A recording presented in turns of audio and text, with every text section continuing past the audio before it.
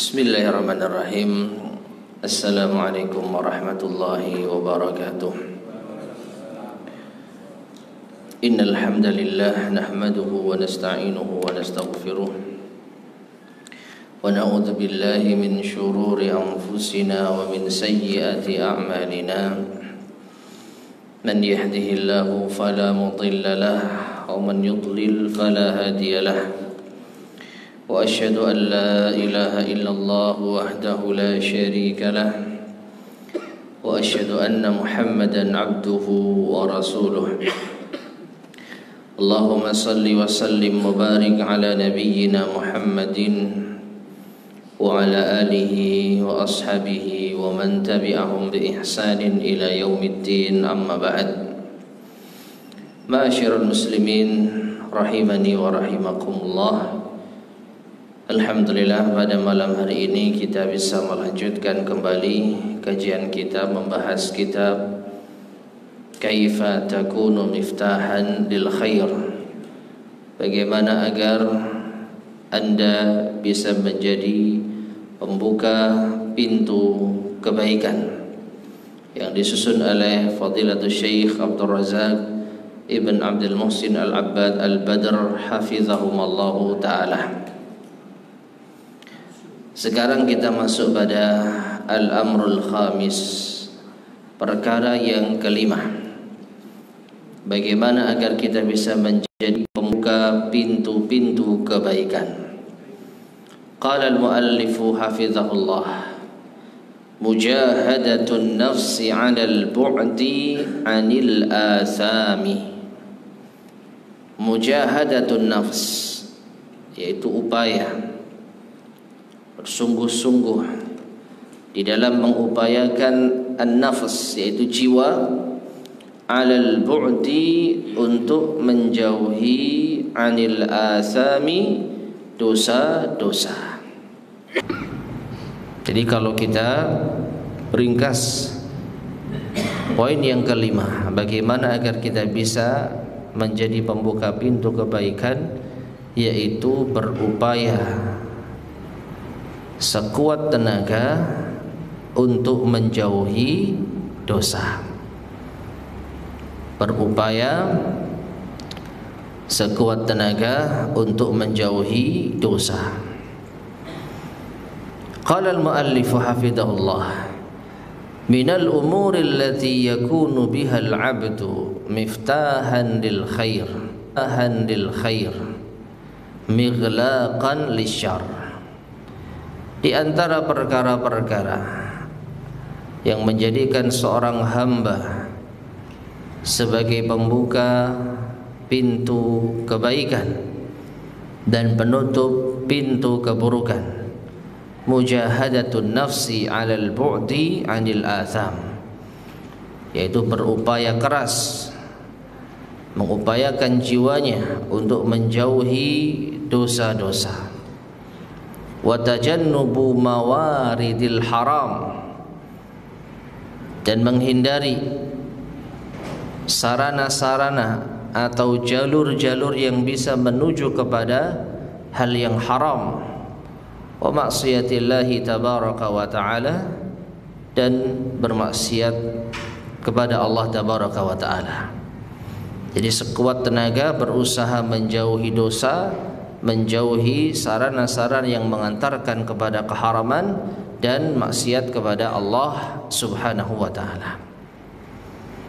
Kemudian beliau membawakan suatu hadis yang menjadi dalil atas perkara ini.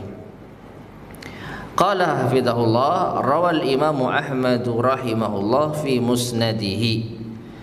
Imam Ahmad rahimahullah meriwayatkan di dalam musnadnya anin Nawas bin Sam'an radhiyallahu an, dari sahabat An-Nawas bin Sam'an radhiyallahu anhu, anna Nabiy sallallahu alaihi wasallam qala, bahwasanya Nabi sallallahu alaihi wasallam bersabda, innallaha dharaba mathalan siratan mustaqima, sesungguhnya Allah memberikan permisalan jalan yang lurus. wa 'ala jambatay sirati abwabun, dan di antara dua dinding atau dua sisi jembatan tersebut ada banyak pintu. Wa 'alal abwabi suturun murkhatun, dan di setiap pintu-pintu yang ada terdapat tirai yang menjulur. Tirai yang menjulur yang menutupi pintu tersebut. Wa fi awwalis sirati munadin yunadi, dan di awal jembatan tersebut, di pangkal jembatan tersebut ada penyeru yang menyeru, ya ibadallah udkhulus sirat wa la ta'uju, wahai hamba-hamba Allah, masuklah kalian ke dalam jembatan ini atau tempuhlah jembatan ini, dan janganlah kalian menoleh ke kanan dan ke kiri. Jalan telusuri jembatan ini. Wa min jawfis sirat wa fi lafdhin wa min fawqis sirat munadin yunadi, dan di bagian dalam jembatan atau dalam sebagian lafaz hadis, di bagian atas jembatan ada penyeru yang menyeru, ya Abdullah la taftahil bab, wahai hamba Allah jangan kau buka pintunya. Ya, pintu-pintu yang ada di sisi-sisi jembatan. Yang tadi dikatakan jumlahnya apa? Banyak, yaitu abwabun. Jangan engkau masuk ke dalam pintu yang ada. Fa innaka in fatahta, atau afwan, jangan kalian buka, bukan jangan kalian masuk ya. La taftahil bab, wahai hamba Allah jangan kau buka pintunya. Fa innaka in fatahtahu talijhu, karena jika engkau membukanya maka engkau akan memasukinya. Thumma bayyana dzalik, kemudian Nabi sallallahu alaihi wasallam menjelaskan hal yang demikian itu.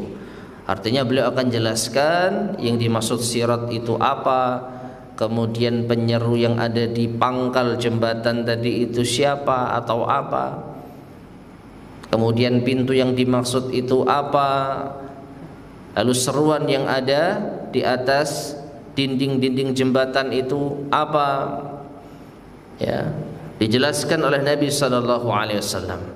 Ammas siratu fahuwal Islam, maka jembatan yang dimaksud dalam permisalan ini adalah Islam.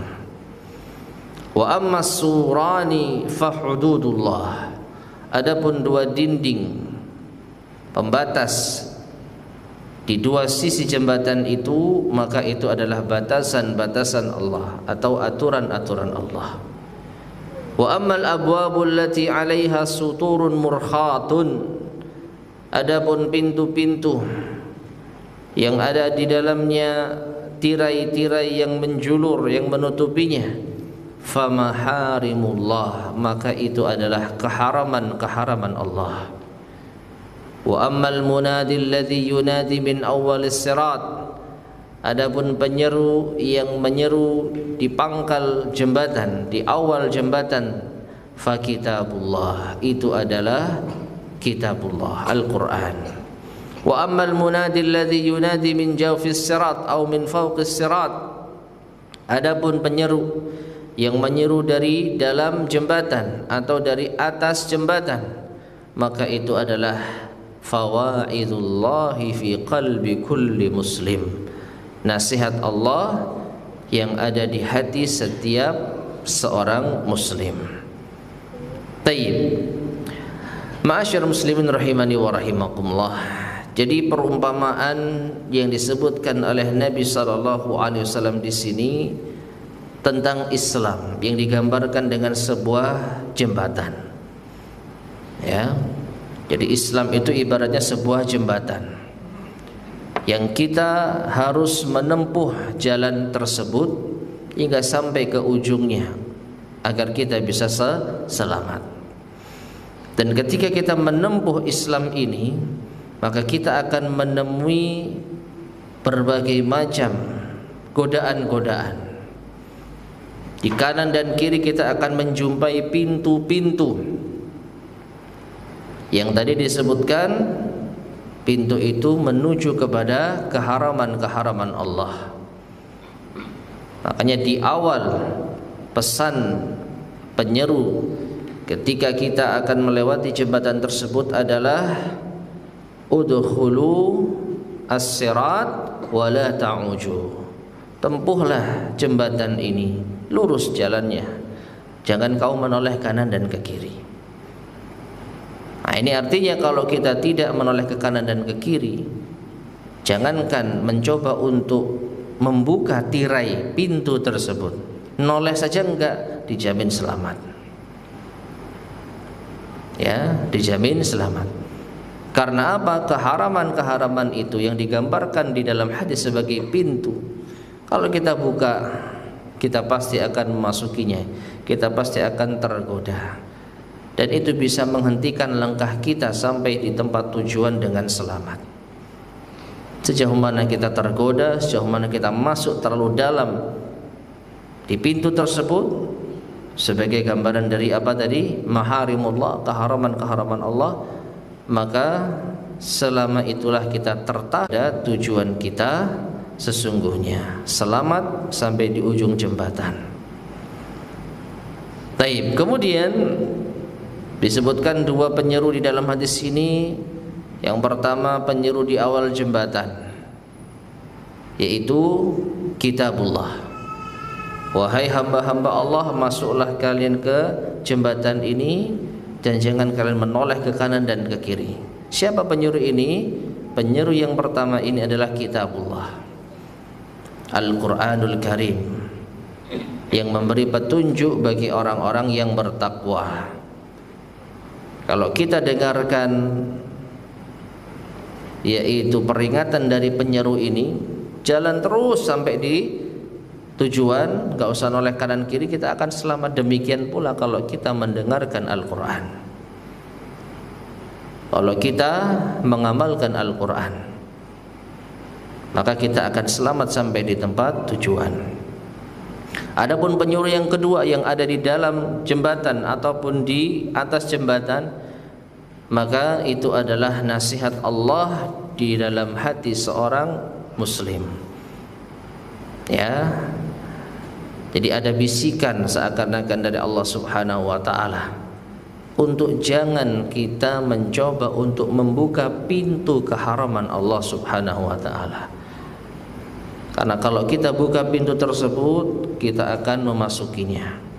Dan kalau kita masuk pintu tersebut, tentu kita akan tertahan dari menempuh jalan Islam yang lurus tersebut.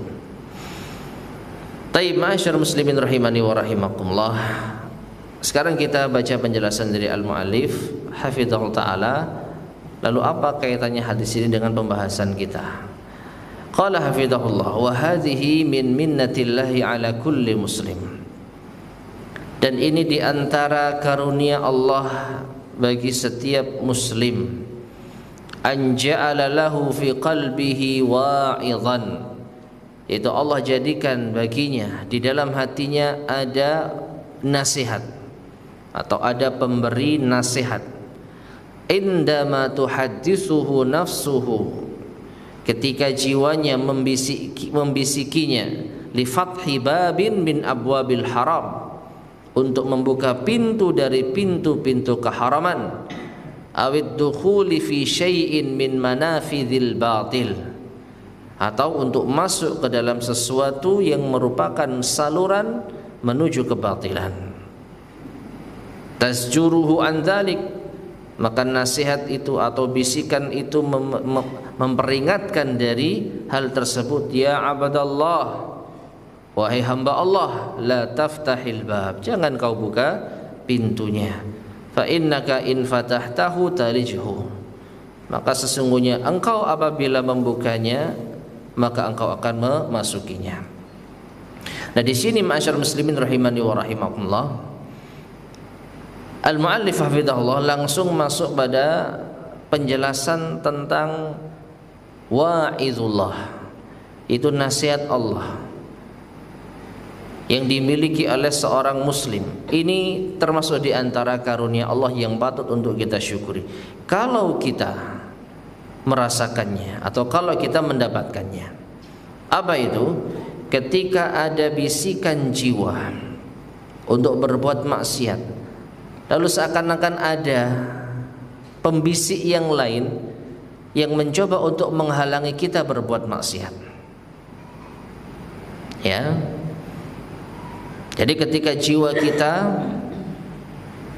membisiki kita untuk berbuat maksiat, ada yang melawannya, ada yang mencoba untuk mencegahnya.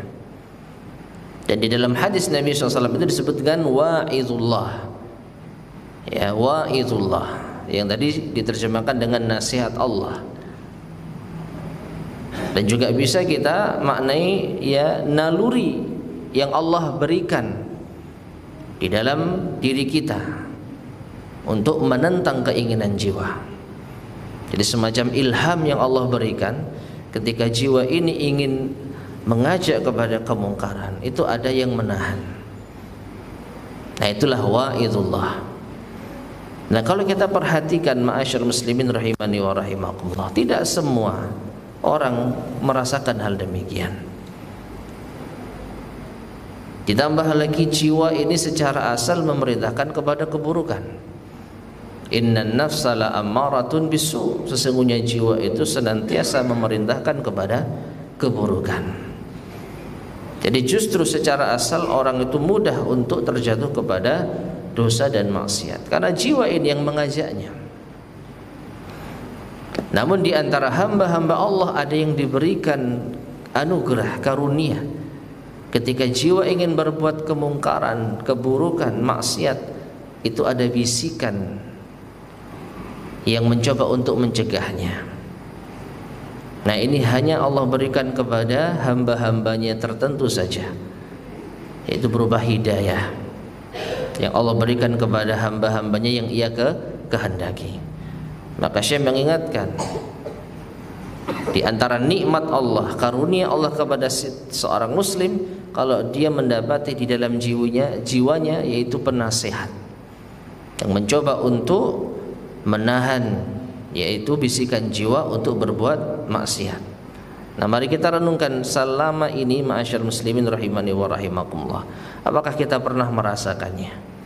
Ada keinginan untuk berbuat maksiat secara spontan ketika melihat ada kesempatan, lalu kita ada sedikit kehendak untuk berbuat dosa, tapi tiba-tiba kita mengurungkannya.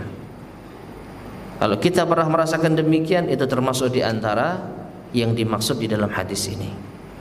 Wa'idullah fi kulli qalbi kulli muslim, fi qalbi kulli muslim. Ya, terbayang di dalam benak kita mau berbuat maksiat, tapi tiba-tiba seakan-akan ada bisikan yang mencoba untuk menahan kita. Jangan. Entah itu bisikan berupa mengingatkan akan dosanya, atau mengingatkan bahwa ini termasuk perkara yang dimurkai oleh Allah, atau ini termasuk di antara dosa besar yang mungkin pernah kita ketahui. Ya, semua itu kalau memang pernah kita rasakan, termasuk di antara karunia Allah Subhanahu wa taala. Faman arada li nafsihi, maka barang siapa yang menginginkan untuk dirinya, an yakuna miftahan lil khair mighlaqan lisyarr, untuk menjadi pembuka pintu kebaikan dan penutup pintu keburukan, falya'lam ala tau'i hadzal hadis, maka ketahuilah atau pelajarilah di atas cahaya hadis ini, annahu yasiru fi tariqin mustaqim, bahwasanya dia sedang berada menempuh jalan yang lurus, yufdi bi sahibihi ila jannatin na'im, yang akan mengantarkan seseorang menuju surga kenikmatan. Ya, jadi kalau kita pahami dari penjelasan Syekh Abdul Razak hafizahullah ta'ala, jalan yang ditempuh yang diibaratkan dengan jembatan tadi, yang itu digambarkan atau sebagai perumpamaan dari Islam. Tempuhlah jalan itu, jangan noleh kanan dan ke kiri, atau tempuhlah jembatan itu, jangan menoleh kanan dan ke kiri. Ya, kita disuruh menempuh jalan itu hingga ujungnya. Dan kalau kita kaitkan dengan penjelasan dari Syekh Abdul Razak hafizahullah, ujung dari jalan Islam yang kita tempuh itu menuju apa? Jannatin Naim. Ya, surga kenikmatan. Wa ala jambatai hadzal tariqil mustaqim. Dan di kedua sisi dari jalan yang lurus ini atau jembatan yang lurus ini ada abwabun katsiratun an yaminihi wa an yasarihi. Ada banyak berbagai macam pintu, baik di sebelah kanan atau di sebelah kirinya. Ya. Jadi setiap orang yang menempuh jalan Islam pasti akan menjumpai hal tersebut. Mau berjalan lurus, ada hal-hal yang memalingkannya di sebelah kanan dan kirinya, yaitu pintu. Wa hadzal abwab, dan pintu-pintu ini laisa fiha maghaliq wala mafatih. Tidak ada pada pintu-pintu tersebut kunci atau maghaliq, yaitu penutup, maupun mafatih, pembuka. Jadi enggak ada pintu tapi tidak ada kunci yang bisa untuk membuka atau menutupnya. Wa inna ma 'alaiha satair. Pada pintu-pintu tersebut hanya ada tirai. Yaitu kita coba pahami tirai seperti kain lah. Enggak ada pintu papannya atau pintu yang kita kenal ya, entah itu kaca, papan, besi, pokoknya enggak ada pintunya. Jadi hanya ada semacam apa, gawangnya gitu. Jadi pintu tapi tidak ada pintunya. Apa itu? Hah? Kusen ya? Kusen gitu ya. Mungkin seperti itu. Nah, perhatikan masyarakat muslimin rahimani wa rahimakumullah. Jangankan disebutkan di dalam hadis ini tidak ada pintu atau disebutkan satair, yaitu tirai. Wahya abwabun tufdi ilal haram, dan tirai ini adalah pintu menuju ke haraman. Nah, jangankan hanya sekedar tirai yang menutupi, atau bahkan mungkin ada pintunya. Jadi apa tadi namanya? Kusen ada pintunya. Sekedar ada pintu yang berjejer di sebelah kanan dan di sebelah kiri, yang namanya orang jalan lurus itu pasti terbesit di benaknya, apa sih kanan kiri ini? Ya, kita kalau jalan di jalan yang lurus, lalu sebelah kiri kanan itu banyak sekali berbagai macam hal yang menarik, katakanlah, kita akan menoleh. Artinya apa? Kita akan mendapatkan sedikit pengalih perhatian dari fokus menuju jalan yang lurus. Bayangkan kalau kita melalui jembatan atau jalan, sama sekali nggak ada apa-apanya di kanan dan kiri. Kita akan fokus. Misalkan naik mobil nyetir, fokus kita. Nggak ada apa-apanya soalnya di kanan dan di kiri. Tapi kalau di kanan di kiri ada toko, ada warung, ada ini, ada itu, maka kita akan tergoda, terbesit untuk menoleh. Meskipun hanya sekedar menoleh, apa ini, apa itu. Lalu bagaimana kalau ternyata godaan ini bukan hanya sekedar menoleh, tetapi kita ingin melihat apa yang ada di dalamnya. Ya, ditambah lagi disebutkan bahwa tidak ada penutup pintunya. Sesuatu yang mengganggu perhatian kita itu apa? Nggak ada pintunya, kusen nggak ada pintu, cuman ada tirai penutupnya saja. Dan itu menuju kepada hal yang haram. Nah, kemudian beliau menjelaskan wa minal ma'lum, dan di antara hal yang diketahui, annal bab, bahwasanya sebuah pintu atau bahasa kita kusen tadi, alladzi alaihi sitarah, yang hanya memiliki tutup berupa tirai, la yukallifu dakhilahu waqtan wala juhdan. Ini tidak akan membebani orang yang ingin masuk untuk menghabiskan waktu atau kekuatannya. Artinya, kalau pintu itu hanya berupa tirai, mau masuk itu gampang banget. Nggak perlu ketok pintu, nggak perlu buka-buka, nggak perlu pakai kunci. Ya. Bal yulamisuhu bikatifihi wa yadkhulu sari'an, bahkan cukup kita senggol dengan pundak kita bisa masuk dengan cepat. Ya. Jadi pintu itu hanya berupa tirai yang menjulur, nggak perlu kita dorong dengan keras, nggak perlu kita buka dengan supaya, cukup kita tempelkan yaitu katif pundak kita, masuk kita ke dalamnya. Bi khilafil babil mughlaq, beda dengan pintu yang terkunci, yang itu ada daun pintunya, butuh kunci atau mungkin butuh pembuka. Fahada ya'khudhu minka waqtan, maka ini membutuhkan waktu bagimu. Wa amal babul ladzi alaihi sitarah, adapun pintu yang hanya ada tirai penutupnya yang menjulur, fa innahu yadkhuluhul insanu sari'an, maka ini akan mudah dimasuki oleh manusia secara cepat. Fa anta madin fi tariqin mustaqim, maka ketika engkau berlalu di atas jalan yang lurus, wa ala jambatay hadat tariq abwabun kathiratun, dan di kedua sisinya, di kedua sisi jalan yang lurus itu terdapat pintu-pintu yang banyak, tudkhilul insana ilal haram, yang akan memasukkan manusia menuju keharaman, wa laisa 'alaiha illa satair, dan tidak ada penghalangnya kecuali hanya tirai. Artinya betapa mudahnya kita bisa masuk ke dalam keharaman-keharaman Allah. Makanya pesan dari pembisik yang baik tadi apa? Jangan kalian membukanya. Membuka apa tadi? Tirai tersebut. Jangan buka tirainya. Kalau kamu buka tirainya, kamu ingin masuk. Dan kalau masuk, ya tentu ini akan mencegah kita menuju jannah, menuju surganya Allah Subhanahu wa ta'ala. Ini gambaran betapa halangnya hanya berupa tirai.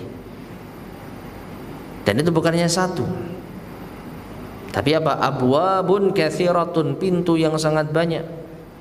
Ini menunjukkan kepada kita harus fokus sampai tujuan. Sebelum kita sampai di tujuan, maka akan senantiasa ada hal-hal yang mengalihkan kita dari jalan yang lurus. Ibarat kita kalau berjalan butuh beberapa kilometer, mungkin karena kita masih memiliki iman yang kuat, pada kilometer pertama kita nggak noleh sama sekali. Kita nggak noleh sama sekali, lurus mengikuti arahan pembisik yang baik tadi. Pada kilometer kedua mulai noleh, penasaran apa ini, tapi kita masih jalan terus. Pada kilometer ketiga dan seterusnya mulai mendekat, ya, sampai pada akhirnya waliyadzubillah kita buka dan kita masuk ke dalamnya. Atau sebaliknya, ya, belum apa-apa kita sudah membuka dan masuk. Yang artinya ma'asyar muslimin rahimani wa rahimakumullah, godaan itu sangat banyak sekali. Tapi petunjuk Allah jelas. Kalau mau selamat ya jangan tolah-toleh kanan kiri, lurus saja. Nah, fayajibu 'alal insan, maka wajib bagi seorang manusia, idza arada an yakuna miftahan lil khair, agar ia menjadi pembuka pintu kebaikan, an yahdhara ghayatal hadari, hendaknya dia waspada dengan sewaspada mungkin, ya, ghayatal hadar, dengan sepenuh-penuhnya kewaspadaan, fi syai'in minha, dalam sesuatu tersebut, fathu ala nafsihi awalan, atau fataha ala nafsihi awalan, ya. Jadi hendaknya ia memperingatkan atau ia waspada dari pintu-pintu keburukan tersebut yang ada di kanan dan kirinya.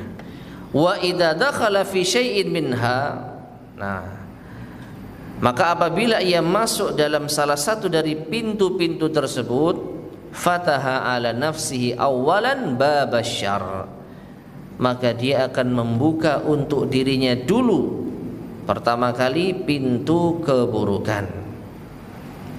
Thumma fatahahu alal akharin, kemudian ia bukakan pintu keburukan itu kepada orang lain.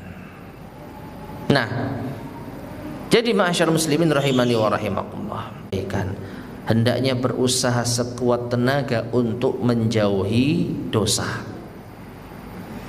Hendaknya berusaha sekuat tenaga untuk menjauhi dosa. Karena apa? Kalau kita sudah masuk ke dalam pintu yang ada di kanan atau kiri kita, maka kita telah membuka pintu keburukan untuk kita. Jadi bukan kebaikan lagi. Nah, berarti apa? Kalau kita mau menjadi pembuka pintu kebaikan, jauhi dosa. Kalau kita mendekati dosa, berarti kita telah membuka pintu keburukan. Pintu keburukan untuk kita pertama kali, kemudian membuka pintu keburukan untuk orang lain. Li'anna nafsa, karena jiwa, idza dakhalat fil haram, apabila ia masuk dalam sesuatu yang haram, wa tawattadat fihi, dan ia merasa nyaman di dalamnya, wa tamakkana minhal haram, dan ia terperosok di dalam keharaman tersebut, la tuhibbu an takuna wahdaha fihi, maka ia tidak ingin sendirian di dalamnya. Fayatahawwalu min fa'ilin lil haram, maka berubahlah orang yang awalnya menjadi pelaku keharaman, yatahawwalu, ia akan beralih atau berubah, ila da'in lil haram, menjadi penyeru kepada yang haram, wa muraghibun atau wa muraghibin fihi, atau pemotivasi kepada yang haram. Taib. Jadi maknanya ma'asyar muslimin rahimani wa rahimakumullah, mendekati dosa termasuk di antara pembuka pintu keburukan. Mendekati dosa termasuk di antara pintu keburukan.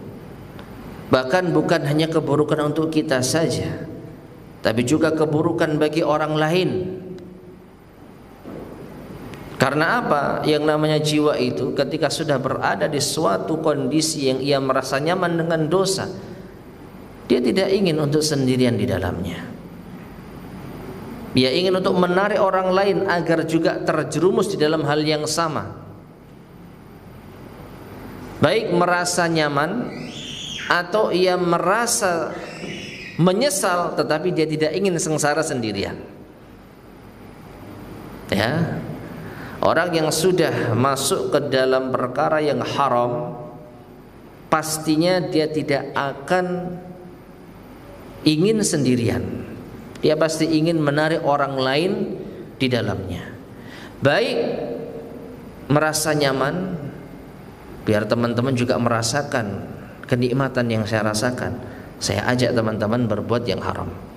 Atau dia sebenarnya menyesal, salah, tapi karena dia tidak ingin salah sendirian, dia tarik temannya supaya bareng-bareng kita apa?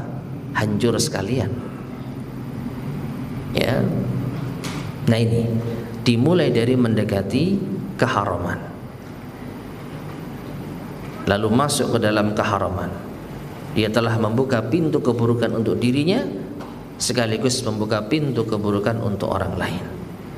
Beda apabila dia menjauhi hal yang haram, maka dia telah menjadi pembuka pintu kebaikan untuk dirinya. Wa hadza sya'nu ahlil batil, dan inilah kondisi orang yang berbuat kebatilan. Wa du'atid dalal, dan para penyeru kesesatan.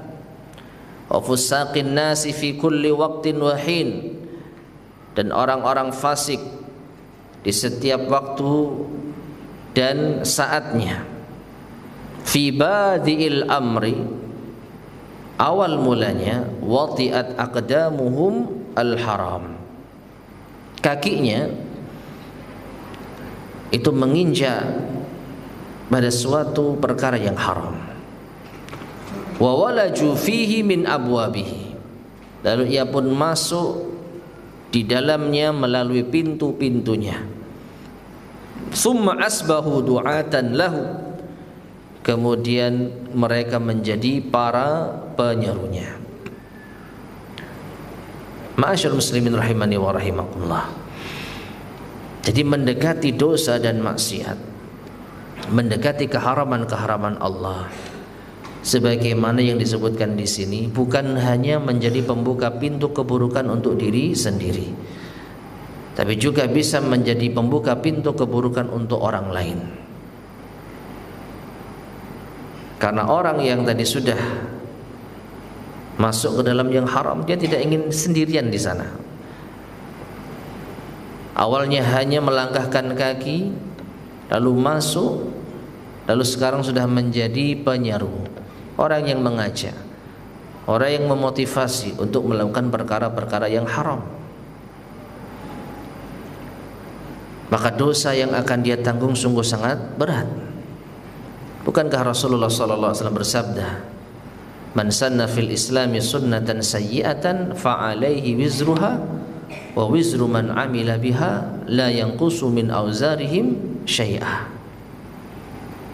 Barang siapa yang mencontohkan di dalam Islam contoh yang buruk, ya sunnah, wa wizru man amila biha, dan dosa orang yang mengamalkannya, dosa orang yang mengikutinya, la yanqusu min auzarihim syai'ah, tidak mengurangi dosa mereka sedikit pun juga.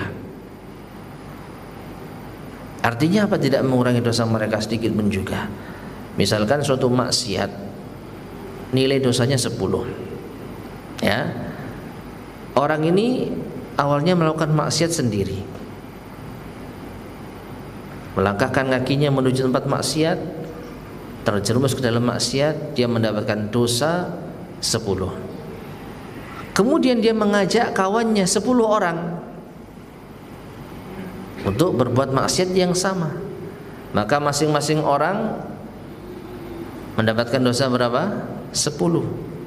Dan bagi orang yang mengajak, dia akan mendapatkan dosanya sendiri 10 plus 10 dosa, atau 10 orang dikalikan 10. Jadi dosanya berapa? 110. Bukan dibagi loh dosanya. Jadi saham dosaku pada dirimu 5, kamu nanggung sendiri dosamu 5, saya 5, enggak.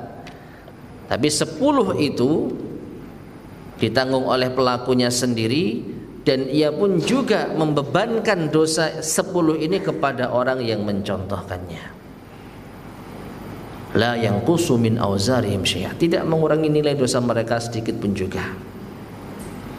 Nah, bayangkan kalau orang menjadi contoh di dalam keburukan, yang itu dimulai dengan masuk sendiri di dalam dosa. Ini sekaligus ma'asyarul muslimin rahimani wa rahimakumullah, di antara upaya kita, kalaupun kita terjerumus ke dalam dosa, jangan ngajak-ngajak orang untuk berbuat dosa. Kita sadar kita tidak akan luput dari yang namanya dosa. Namun agar kita tidak menjadi pembuka pintu keburukan setidaknya bagi orang lain, yang itu juga akan kembalinya kepada kita, maka jangan sekali-kali kita mengajak orang lain berbuat dosa. Ya, jadi simpan dosa itu untuk kita. Kalau bisa nggak ada yang tahu, lalu kita istighfar dan taubat kepada Allah Subhanahu wa taala. Nah, adapun ahli maksiat, orang-orang fasik, orang-orang penyeru kepada kesesatan, ya memang mereka sukanya seperti ini, nggak mau sendirian di dalam dosa. Nah, wa fi hadzal ma'na yaqulul khalifatur rasyid Utsman ibn Affan radhiyallahu anhu. Dan pada makna ini, apa itu? Orang itu kalau sudah masuk ke dalam yang haram, dia akan merasa nyaman di dalamnya, kemudian dia ingin mengajak orang lain untuk berbuat yang sama. Ini sebagaimana yang dikatakan oleh Utsman ibn Affan radhiyallahu anhu, waddatiz zaniyatu law zanan nisa'u kulluhunna. Subhanallah. Ya, seorang wanita pezina itu ingin agar seluruh wanita itu merasakan zina. Seperti yang tadi saya sampaikan, ada dua kemungkinan motivasi seseorang mengajak orang lain berbuat yang haram. Kita ambil contoh pezina. Seorang wanita berzina, lalu wal iyadu billah, mungkin dia merasakan kenikmatan zina yang tidak ada, yaitu kenikmatan yang hakiki, tapi setan memperdaya dia sehingga dia merasa nikmat. Akhirnya dia mengajak temannya supaya merasakan hal yang sama, kalaupun dia merasakan nyaman. Ternyata zina enak ya, wal iyadu billah. Dia ngajak temannya. Ini kemungkinan yang pertama, karena nyaman, karena enak ngajak temannya. Kemungkinan yang kedua, dan ini yang sangat memedihkan, ya, dia terjatuh pada zina lalu dia menyesal. Cuman dia nggak mau jadi wanita kotor sendirian. Enak saja teman saya masih terhormat, sedangkan saya ternoda. Gimana caranya supaya dia ternoda seperti saya? Gara-gara apa? Dia sendiri terjerumus ke dalam perzinahan. Kata Utsman bin Affan, waddatiz zaniyatu law zanan nisa'u kulluhun. Seorang wanita pezina ingin agar seluruh wanita itu juga berzina, merasakan penderitaannya. Dia tidak ingin kotor sendirian. Dia ingin agar seluruh wanita-wanita suci menjadi kotor. Dan ini juga merupakan suatu isyarat, ya, seakan-akan hendaknya kita benar-benar hati-hati dari para wanita pezina. Jangan sampai mereka mendekati, yaitu orang-orang yang kita cintai dari istri kita, anak kita, saudari kita, karena dikhawatirkan ini akan menular. Baik menular karena kita ditipu, ya, merasakan kenikmatan yang katanya ya enak seperti itu, atau dia ingin menyengsarakan, yaitu orang yang kita cintai agar terjerumus ke dalam hal yang sama. Baik. Kemudian beliau menjelaskan, man dakhalal harama wa walaja fihi la yuhibbu an yakuna wahidan fihi. Siapa yang masuk ke dalam yang haram lalu ia tenggelam di dalamnya, masuk di dalamnya, dia tidak ingin menjadi orang yang sendirian di sana. Fatabda nafsahu tantaliqu min kauniha fa'ilatan lil haram. Nah, ini kesimpulannya, ini pelajarannya. Maka mulailah dirimu untuk berpindah, untuk beralih dari pelaku keharaman ila da'iyatinil haram, sehingga menjadi penyeru kepada keharaman. Jadi sebelum Anda menjadi penyeru kepada yang haram, maka hindarilah diri Anda jangan sampai menjadi pelaku keharaman. Kembali kepada tema kita, jauhi yang haram, insya Allah kita akan menutup pintu keburukan, membuka pintu kebaikan. Wa yakunu bidzalika wal iyadu billah miftahan lisyarr. Karena kalau kita masuk ke dalam pintu yang haram, lalu kita menjadi penyeru kepada yang haram, maka kita akan menjadi pembuka pintu keburukan, wa mighlaqan lil khair, dan penutup pintu kebaikan. Wallahu ta'ala alam shawab. Sudah masuk isya? Taib adzan terlebih dahulu. Fadhil, silakan. Allahu akbar, Allahu akbar, Allahu akbar,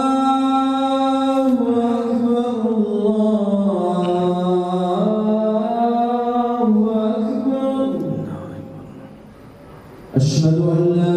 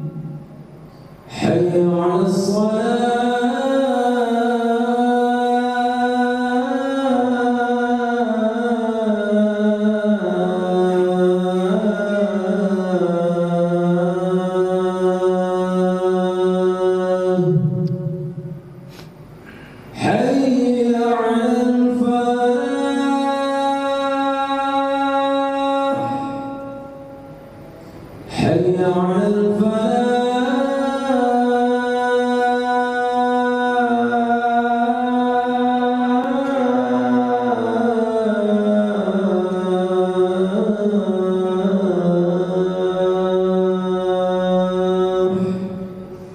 الله أكبر الله أكبر لا إله إلا الله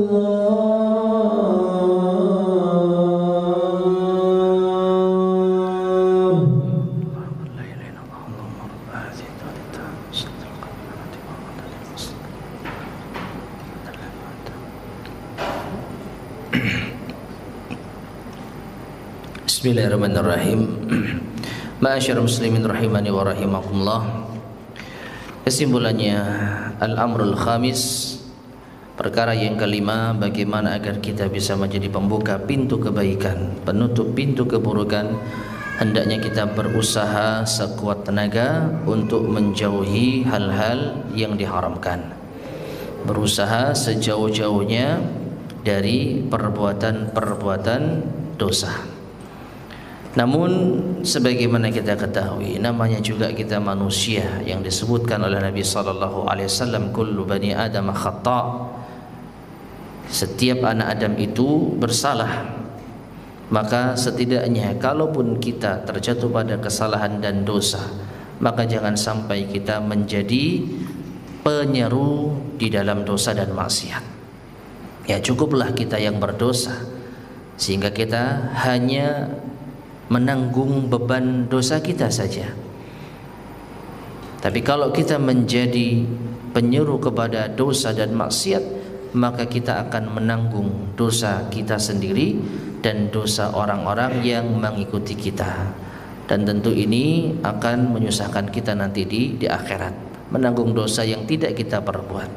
Oleh karena itu, ma'asyarul muslimin rahimani wa rahimakumullah, jadilah kita penyeru kepada kebaikan, ya, dan bukan penyeru kepada keburukan. Wallahu ta'ala alam bissawab.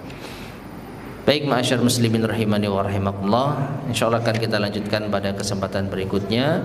Pembuka pintu kebaikan yang keenam adalah ad-du'a, berdoa. Sebelum kita akhiri, barangkali ada yang disampaikan, tafadhal, silakan.